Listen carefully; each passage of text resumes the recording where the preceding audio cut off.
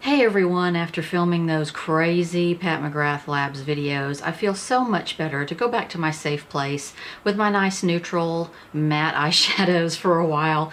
3 days of just glitter and glitter top coats and metallic and bright colors. I feel better now. I feel more myself. I don't even have on false lashes today. I was fighting with them, struggling with them. I got sick of them and I said, I'm not going to do them today. I have for you today the Huda Beauty new hashtag faux filter foundation.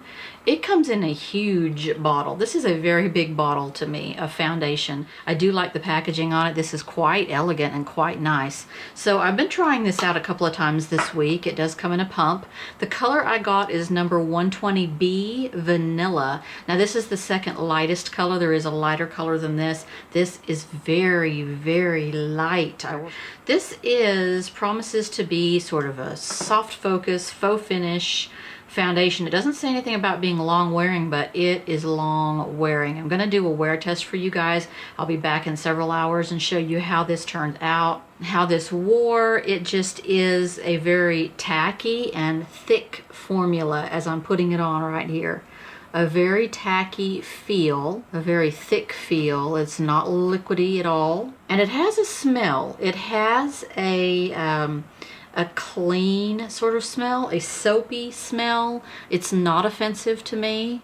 Wasn't expecting to like this one as much as I do. I do like it. It is not a matte or dry finish. It looks quite dewy to me. It is very heavy coverage, intensely heavy coverage. I think it is more coverage than, say, the Fenty Beauty or any of these other super extra hardcore coverage foundations that I've been trying out lately. I think this might be the most full coverage foundation that I have. Wasn't expecting the super full coverage like this, and I wasn't expecting the long wearness of it. I'll show you how this went on today. Alright, first I'm going to put on a little primer. This is the Too Faced Hangover RX primer. I noticed with this Huda Beauty foundation that, as I've been playing with it this week, that it tends to end up looking very heavy on. And that is with me just applying like a normal amount of a pump on my skin. So I'm putting it on thinner today, and I'm putting on less of it, and I put a primer on in order to try to, I don't know, sort of help with that situation. I feel like it needs that. It says it's a high coverage cream foundation, effortless application, camouflages imperfections and pigmentation, soft focus, filter finish. It doesn't say long wear, so I'm going to put on less today. This is not a full pump. I'm going to dot it on my problem areas first and then continue it down. And I can tell I will definitely need more, but right now that is all I'm going to start out with for the moment. I'm going to use a damp sponge. My favorite sponge in the world is this EcoTools green one. I just keep using it over and over. I have a backup, and I like to get as much water out of it as I can on my little towel. This shade is white. I did not get the whitest or the lightest shade in this. I got the 120, and that is like the second. I think there's one more under it, the second lightest, and it still is white. So this is not especially my shade, and I'm gonna have to put on a lot more because this is like blending out to where there's nothing left. I'm going to lightly put some more all around. It's kind of just sticking in patches because there's not enough.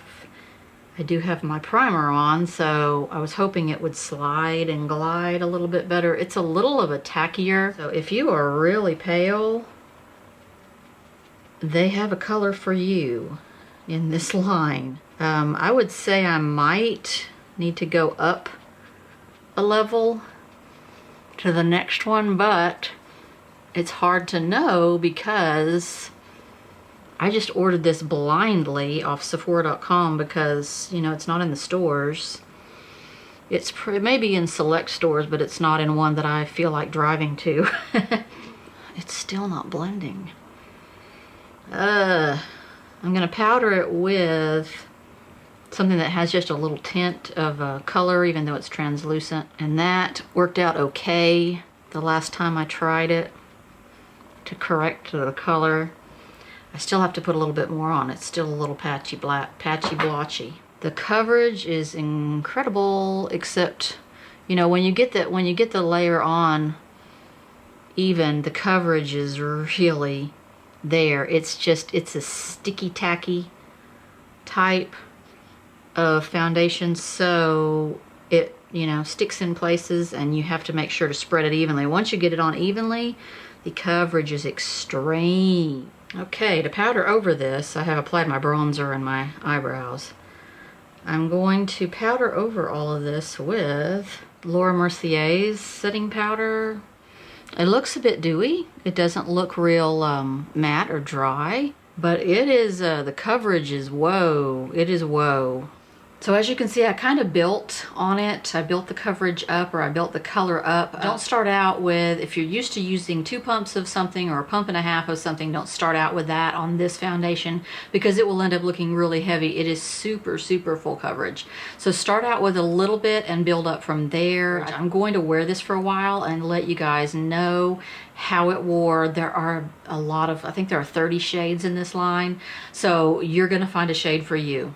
I want to show you guys a highlighter palette I've been working with lately. The Cover FX Perfect Highlighting Palette. There are 6 highlighters in this. It's got this pretty metallic rose gold cover on it. Cover FX does not get enough press and enough recognition for their highlighters, their powder highlighters.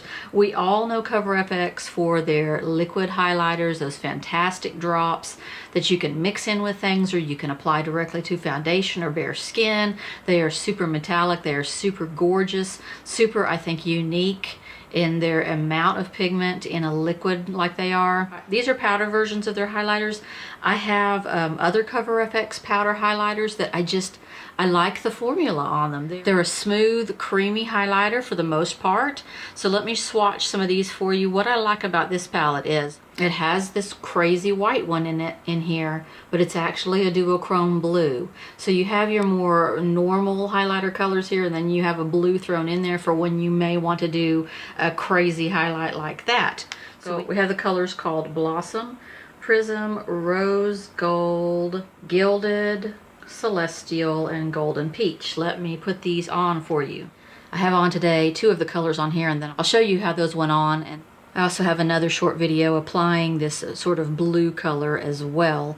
These are some beautiful colors. Look at this one, is so pretty. I think that's the one I have on my cheeks today. I'll have to look, but they are just so pretty. And look at how creamy and smooth they are. Now one of them, this pink down here, has a little bit of glitter in it. It's kind of different than the rest. The rest are more smooth metallic. This pink one has some more glitter in it. And that is the color called Blossom. So I have on today a little of this Golden Peach, and then I put this on top of it, Celestial on top of it. They're smooth, they're creamy, they go on nicely. That one has glitter in it, but it doesn't really, once you buff it out, it looks less glittery on the skin. One of my favorite things in makeup, just period, are the Celestial drops in this line. That Celestial color on the skin in the drop form on your foundation or on bare skin is out of this world. So I'm glad I have the powder version of that now. The blue color on here is not super blue. It's a subtle blue. It's not, some highlighters are very blue and they turn out looking quite bruisey on your cheek. I don't really like those. This one is a very subtle blue, and I have worn this before mixed with the Celestial powder version, and it sort of tones it down and makes it look a little more wearable. I really like this palette. I like the all the different colors in it, and the fact that you have one crazy blue thrown in there. You don't have a whole palette of crazy holographic blue, green, purple highlighters. So I'll be back in a couple of hours to show you how this held up. It's not going anywhere. I'm pretty sure it's not going anywhere. Okay, a few hours later, my mascara is smudgy a little bit, but this foundation has not moved, no part of it. A little bit right here where my glasses were sitting on my nose, but that's about it. I mean, it's like held up better than anything ever. So not really any greasiness here, anything like that.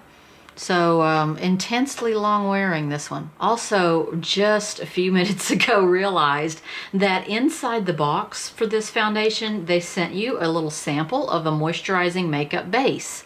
I had no idea. So I'll see you guys soon, and thanks for watching yet another video. Please thumbs up, like, and subscribe so I can keep on doing my videos.